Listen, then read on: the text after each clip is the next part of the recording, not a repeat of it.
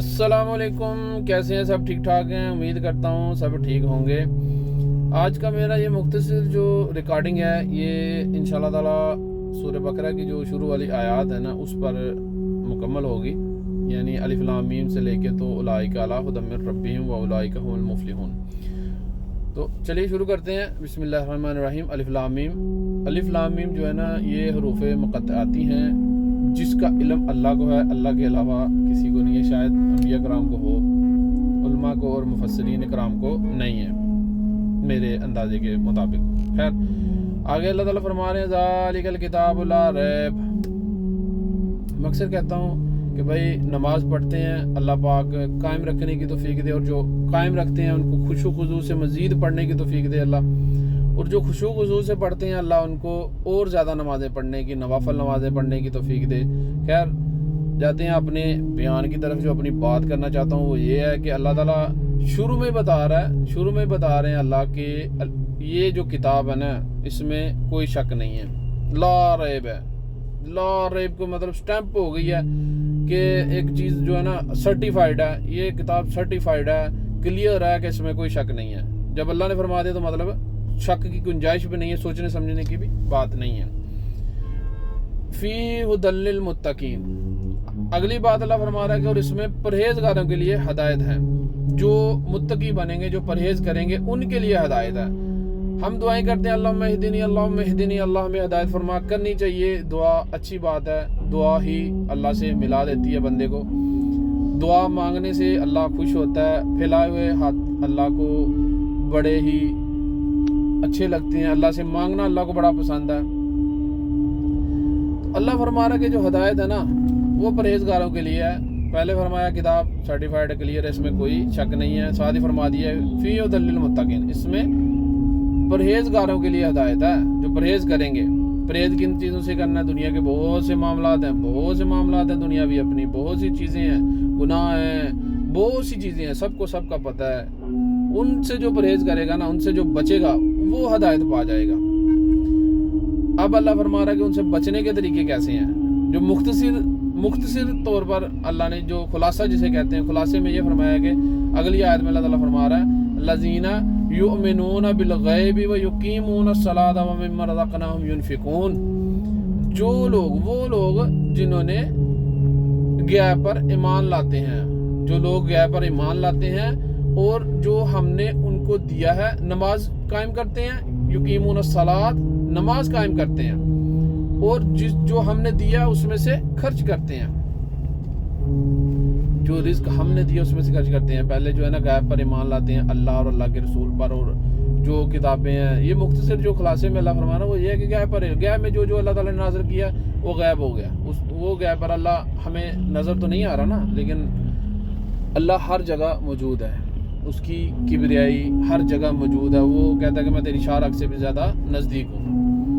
اور نماز قائم کرتے ہیں اور جو اللہ کے دیے میں سے خرچ کرتے ہیں۔ پھر اگلی آیت میں اللہ فرما رہا ہے الذین یؤمنون بما انزل الیک، اور ان پر جو نازل کیا جاتا ہے اس پر وہ ایمان رکھتے ہیں، اور ان سے جو پہلوں پر نازل کیا گیا وما انزل من قبلک وبالآخرۃ هم یوقنون، اور آخرت پر یقین رکھتے ہیں، اور ان سے جو پہلوں پر نازل کیا اس پر بھی یقین رکھتے ہیں، یعنی جو انبیاء کرام پر پہلی کتابیں نازل کی گئیں، یا جس طرح اللہ تعالیٰ نے اپنے نظام کو ترتیب دیا اس پر ایمان رکھتے ہیں۔ خیر تشریح میں بہت سی باتیں ہیں، اس کی مختصر جو خلاصہ جس طرح اللہ فرما رہا ہے نا، میں کوشش کر رہا ہوں سادہ لفظوں میں آپ تک پہنچاؤں۔ والذین یؤمنون بما انزل الیک وما انزل من قبلک وبالآخرۃ هم یوقنون، اور جو آخرت پر یقین رکھتے ہیں کہ قیامت آئے گی، آ کر رہے گی۔ پھر اللہ آگے فرما رہے ہیں اولئک علی ھدی من ربہم واولئک هم المفلحون، وہی تو لوگ ہیں جو ہدایت پر ہیں، یعنی ہدایت پانے کا طریقہ بھی اللہ نے فرما دیا کہ اس طرح آپ ہدایت پا سکتے ہو، یعنی غیب پر ایمان رکھو کہ اللہ ہر جگہ موجود ہے، ڈرتے رہو اللہ سے۔ اللہ قرآن میں بہت دفعہ فرما رہا ہے کہ مجھ سے ڈر بندے مجھ سے ڈر، پھر میں تجھے ایسی جگہ سے رزق دوں گا کہ تیرے وہم و گمان میں بھی نہیں ہوگا۔ تو کتنی بڑی بات ہے یار، اب پھر بھی نہ اللہ سے ڈریں۔ دنیاوی معاملات ہیں ساتھ ساتھ زندگی کے، وہ تو چلتے رہیں گے، ان کو تو ہم دور نہیں کر سکتے، ان سے ہم نہیں بچ سکتے۔ صحابہ کرام بھی فرماتے تھے کہ اللہ کے نبی جب ہم بازاروں میں جاتے ہیں تو کیا ہمارے ایمان بگڑ جاتے ہیں، یا ہم نعوذ باللہ اسلام سے خارج ہو جاتے ہیں. کیا معاملات, ہمارے دلوں میں وسوسے کیوں آتے ہیں؟ یہ جب شیطان ازل سے ہمارے خون میں شامل ہے تو ہم اس کو کیسے دور کر سکتے ہیں؟ لیکن پرہیزگار بننا پڑے گا. پھر اللہ کی مدد دیکھیے گا کیسے آئے گی. پرہیز کرنا پڑے گا. پرہیز سے مراد کے ایک کام ہے آپ شعوری طور پر کر رہے ہو, ایک لاشعوری طور پر. بہت سے ہمارے کام جو ہے نا لاشعوری طور پر ہو رہے ہیں. لاشعوری سے مراد ہے کہ ہمیں دماغ نے اپنا غلام بنایا ہوا ہے, یا یوں کہہ لیں کہ نفس کے ہم غلام ہیں, تابع ہیں اپنی خواہشات کے. کچھ کو ہم کنٹرول بھی کریں گے لیکن پھر بھی ہم دماغ کے غلام ہیں. دماغ ہمارا کمفرٹ زون میں رہنا چاہتا ہے, وہ کہتا ہے جی بس ریلیکسیشن چاہیے ہمیں. تو اس طرح اپنے دماغ کو کنٹرول کریں. اپنے دماغ کو کنٹرول کرنے کے لیے ہمیں پرہیز کرنا پڑے گا. پرہیز سے مراد گناہوں سے بچنا پڑے گا. کچھ ظاہری گناہ ہیں, کچھ جو چھپ کر کیے جاتے ہیں, کچھ نظروں سے کیے جا رہے ہیں, کچھ کانوں سے کر رہے ہیں, کچھ ہاتھوں سے کر رہے ہیں, کچھ چل کے جا کے کر رہے ہیں, کچھ کاروبار میں کر رہے ہیں. زندگی کے بہت سے معاملات میں بہت سے گناہ, کچھ کبیرہ کچھ صغیرہ بہت سے ہیں. ٹھیک ہے, ان سے بچنے کی کوشش کریں گے نا تو ہدایت پائیں گے. تو پتہ نہیں مر کس ٹائم جانا ہے. اگر آپ کے پاس کوئی اچھی بات پہنچتی ہے نا تو آپ کوشش کیا کریں آگے بھی کسی تک پہنچائیں, یا خود بیان کر کے کسی کو بتائیں تاکہ اللہ تعالی ہماری مغفرت فرمائے, یا یہ بات یا کوئی اچھی بات آپ کے لیے مغفرت کا ذریعہ بن جائے یا صدقہ جاریہ بن جائے. یہ باتیں کرنی چاہیے جو اچھی دین کی باتیں نا, جو اللہ تعالیٰ بھی فرما رہا ہے کہ اسلام کی بات کو پھیلاؤ, آگے دوسرے تک پہنچاؤ. آپ میں سے بہتر خیر من الناس ینفع من الناس. اگر میں کچھ غلط بول رہا ہوں تو میں ترجمہ یہ بیان کروں گا اس طرح ہے کہ تم میں سے بہتر ہے وہ جس سے دوسروں کو فائدہ پہنچ رہا ہے. اگر کوئی بات آپ کو فائدہ دیتی ہے نا, اس کو کوشش کریں عمل میں لانے کی اور دوسروں کو بتانے کی, تاکہ کوئی بھی اگر عمل میں آ جائے گا تو اس کا اجر آپ کو بھی پہنچے گا بھائی.